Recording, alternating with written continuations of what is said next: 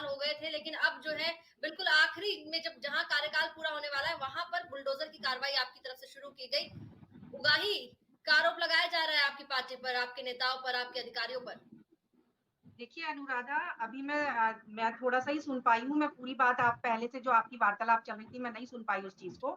लेकिन मैं आपको ये बताना चाहती हूँ कि हमारे देश में अब 2 वर्ग बन गए हैं। एक वो वर्ग है, जो बुलडोज़र के सामने आके लेट जाता है, जो खालिस्तानी ज़िंदाबाद के नारे लगाता है, जो सीएए और एनआरसी का विरोध करता है। बहुत सारी चीज़ें हैं जो जिनका विरोध हमारे देश में हो रहा है। और एक वो वर्ग है, जो बहुत चुपचाप बैठा है, कानून को भी मानता है और संविधान को भी मानता है।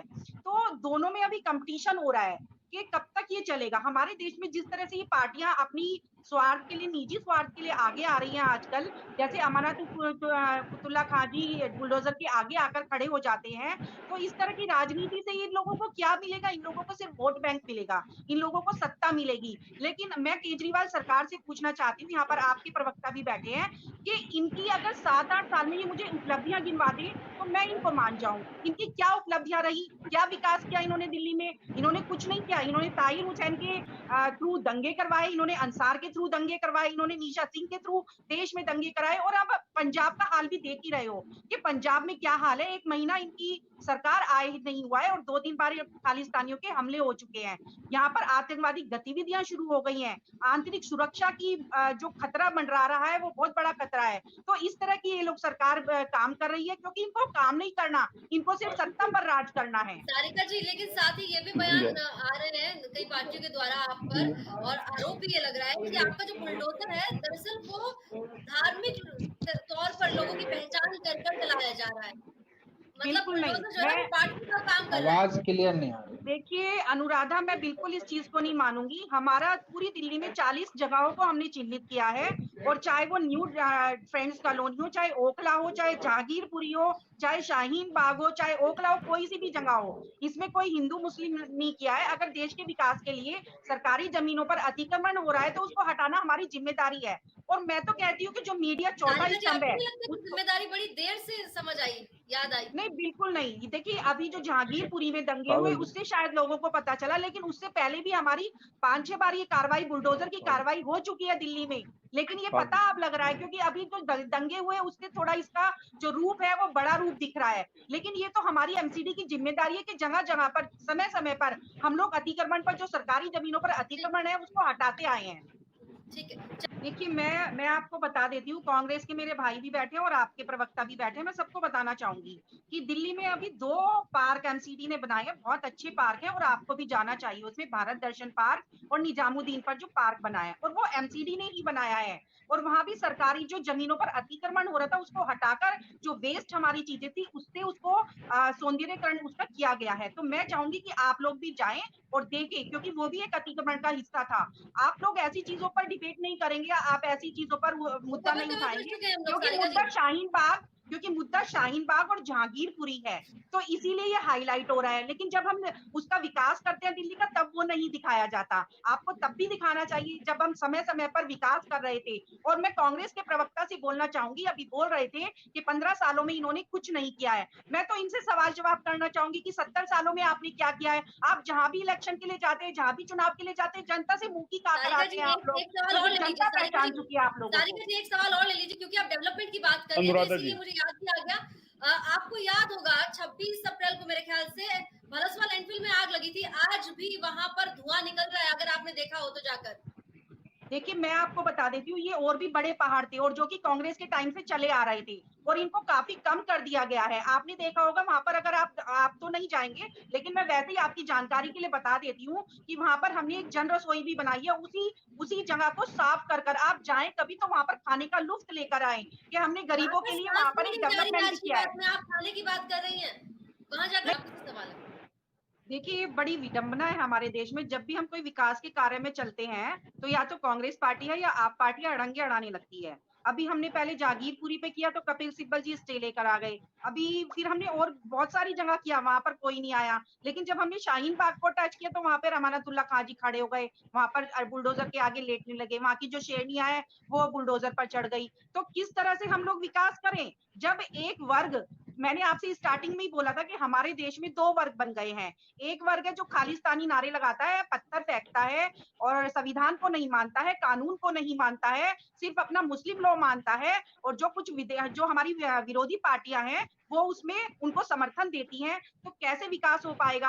आप देखिए जब बुलडोज़र शाहीन आप बाग में अपना आए और हिंदू लॉ नहीं सब जगह मानते हैं चला क्या? है, लेकिन जब शाहीन बाग में बुलडोज़र आया, तो आप पार्टी के और कांग्रेस के जो लोग हैं, वो आकर उसके आगे लेट गए और मजबूरन बुलडोज़र को वापस जाना पड़ा। एक तरफ कहते हैं आप अतिक्रमण नहीं हटाते हो और एक तरफ कहते हैं जब हम बुलडोज़र चलाते हैं तो उसके आगे आकर लेट जाते हैं। तो ऐसी दोहरी मैं जवाब राजनीति दूंगा। नहीं चलेगी और जनता सब कुछ जानती है कि आप लोग किस तरह की राजनीति कर रहे हो। अगर रोहिंग्या बांग्लादेशी हमारे देश में बसे हैं, तो हमारा कर्तव्य है, मैं तो कहती हूँ मीडिया का भी कर्तव्य है और हमारी विरोधी पार्टियों का भी कर्तव्य है कि उनको हमें निकाल कर बाहर फेंके।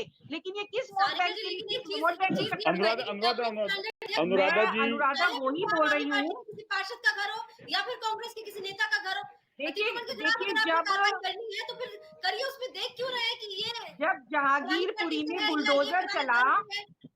जब जहांगीरपुरी में बुलडोजर चला तो उसमें असलम भी था और अनुराधा गुप्ता मुझे तो जी ये की कहना जूस की दुकान भी थी। आपने उस पर ध्यान नहीं दिया। गुप्ता जी बिल्कुल की दिया। जूस की दुकान भी गई थी। तो ऐसे ही क्यों सब कौन जगह उनको होगा। ये तो अगर बताइए। लेकिन इसमें असलम कोई भी भी गरीब आएगा, थे और हिंदू हो गुप्ता या जी भी मुस्लिम गरीब हो थे। या रोहिंग्या हो या सारिका जी, बांग्लादेशी हो, सारिका जी, कोई भी सारिका आएगा, जी, एक तो मिनट। अगर इसमें सरकारी असलम भी जमीनों गरीब पे था, अतिक्रमण अनुराधा करेंगे तो वो अनुराधा गलत है। अनुराधा गरीब था जी, और गुप्ता जी भी बिल्कुल मैं जवाब दूंगा इसका। सरकार रही बिल्कुल बिल्कुल। देखिए, जिस तरह की ये बातें कर रहे हैं कांग्रेस के प्रवक्ता, जनता ने इनको पहले ही नकार दिया है और ये कितनी भी कोशिश कर ली, दोबारा राजनीति में आने वाले नहीं है। ये अरे कहीं जनता से ने भी तो आपको भी चुनाव नकार दिया लड़ते था हैं, जब इनको आप 2 जनता सीटों के निकाल कर अंदर बाहर थे। फेंक देती 2 है। सीटें भी आपको खैरात में क्योंकि इंदिरा ये गांधी जी सिर्फ ने दी थी। बोलते हैं, सिर्फ वो भी आपके सांप्रदायिक इतने दंगे काबिल फैलाते हैं। नेता आपने थे, भी देखा वो होगा। भी जीत देखिए, नहीं मैं पाए आपके थे। बीच में तब नहीं इंदिरा बोली थी, गांधी आपने जी ने चुप किया, मैं नहीं, वो चुप हो गई आपकी थी, तो बात का आपका भी जवाब दे रहा फर्ज हूँ। वो बनता है दो कि आप चुप दो हो जाएं। लाल कृष्ण अडवाणी अनुराधा और जी से बोलिए चुप हो जाएं, क्योंकि मैं अटल इनके बिहारी बीच में नहीं वाजपेयी, बोली जब थी। तो 2 की सीट से अगर आप यहाँ तक आए हो तो ये कोई बहुत बड़ा औचित्य नहीं देखिए, है कि मुझसे आप आ गए। बोलिए या तो हम मुझे 47 बोलने हैं, आज भी दीजिए या ये आपसे बोलिए। ज्यादा है, आपसे ज्यादा चंद्रमोहन जी, विधायक है। वो कितने, उनके पास नहीं, इनको कितनी जवाब सीटें देना हैं, जरूरी है। कितने ये बीच में विधायक सबकी हैं, बोलते हैं तो कितनी बोलना पड़ेगा लोकसभा में ना। सीटें हैं, तो सारका जी को अब उसमें बुरा लग रहा है। कॉम्पिटिशन कर नहीं लेंगे तो मैं आप। भी सारका तो जी ने आपको सबकी आप नीचे बोले थे, बोलती हैं। आपने मुझे भी चुप करा दिया उस टाइम पे, आप मेरी भी सुन लीजिए अब। हाँ सुनाइए, आप सुनाइए। चंद्रमोहन जी, हाँ, उनके तो पास मैं कितनी अनुराधा सीटें जी हैं, यही कितने बोलना विधायक चाहती हैं, हूँ। वो देख लेंगे। आप कांग्रेस का देखिए, लगा रहे हैं चिंतन शिविर अब मैं राजस्थान में। यही बोल रही मैं यही बोल रही हूँ, इन्होंने कभी भी गरीबी हटाओ का नारा लगाया, लेकिन आज तक गरीबी नहीं हटाई। इन्होंने देश के डेवलपमेंट की बात की, लेकिन डेवलपमेंट नहीं हुआ। मोदी जी ने कहा, अपने भाषण में कहा कि अगर हम 1 रुपया भेजते थे, राजीव गांधी जी कहते थे, तो 15 पैसे ही पब्लिक तक पहुंचता था। लेकिन एक नरेंद्र मोदी जी की सरकार है जो डेवलपमेंट भी कर रही है, विकास भी कर रही है और सब जगह चारों तरफ सबका साथ, सबका विकास, सबका प्रयास हो रहा है। और इन लोगों के टाइम पे गरीब ही बनकर रह गया था और अमीर अमीर बनकर रह गया था, और ये सत्य सारिका है। जी, हम दिल्ली पर बेस्ड ये डिबेट कर रहे हैं, दिल्ली के लोगों मैं दिल्ली के की ही मतलब की बात कर डिबेट रही कर हूँ, रहे हैं। मैं तो दिल्ली आप की ही बात कर जनरलाइज रही हूँ। मत कीजिए। हम यहाँ देखिए अनुराधा, ये एक धोखेबाज पार्टी है और ये एक आंदोलन से निकली पार्टी है। इसने जनता को भी धोखा दिया है और अपने जो पुराने नेता थे उनको भी धोखा दिया है। आपको पता है किस तरह से ये एमसीडी में कैसे जीत सकते थे? ना तो इन्होंने अच्छी सुविधाएं दी दिल्ली को। दिल्ली देश की राजधानी और सबसे पॉलिटेड हमारी दिल्ली हो गई है। पूरे देश, पूरे विश्व में सबसे पॉलिटेड हमारी दिल्ली है। आप पानी की बात ले लो, आज गंदा पानी पीकर कितने सारे लोग बीमार पड़े हैं, हॉस्पिटल्स में एडमिट है। और आपने कोरोना काल में भी देखा कि कैसे अरविंद केजरीवाल ने लोगों से पल्ला छुड़ाया अपना, और हमारा जो मजदूर वर्ग था उसको आनंद विहार भेज दिया। तो कैसे आप इमेजिन कर सकती हैं कि दिल्ली में आम आदमी पार्टी की सरकार आने वाली थी? क्योंकि आम आदमी पार्टी की सरकार, आपने पंजाब में भी देखा कि किस तरह से उन्होंने झूठे वायदे किए, महिलाओं का 1000 रुपए देने का वादा किया, और दिल्ली से भी इन्होंने ऐसा ही वादा किया था। और अभी तो इनका नया रूप निकल कर आया है कि बिजली हम सिर्फ उन लोगों को देंगे जो हमें हमारे सामने कटोरा लेकर बैठेंगे कि हमें बिजली चाहिए, हमें दो। तो ऐसे कौन इनसे बिजली मांगने जाएगा? मतलब इन्होंने लोगों को पंगु बना दिया है, इन्होंने लोगों को भिखारी बनाने का योजना बनाई है। आज गली गली में शराब के ठेके इन्होंने खोल दिए, जो हमारे युवा है वो बर्बाद हो रहे हैं आज। कैसे मैं मान लूं कि ये एमसीडी के चुनावों में ठीक है जीतने वाले थे? सोनी जी, बहुत अच्छा क्वेश्चन किया है और मैं चाहती थी कि ये क्वेश्चन आए।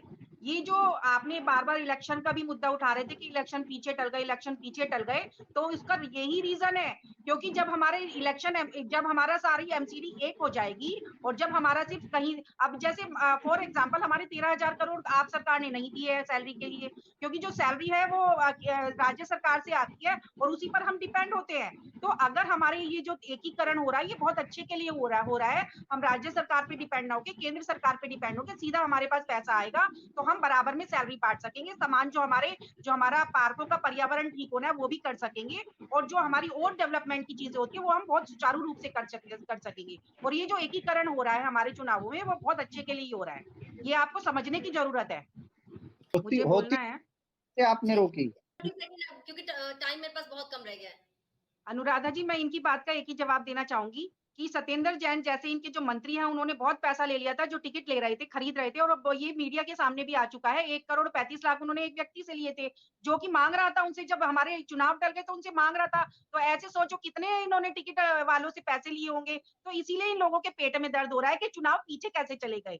चुनाव हो वो क्यों नहीं रहा है टाइम पे? क्योंकि इन्हें पैसा वापस देना पड़ रहा है लोगों का। वो जनता ने उत्तर प्रदेश में देखा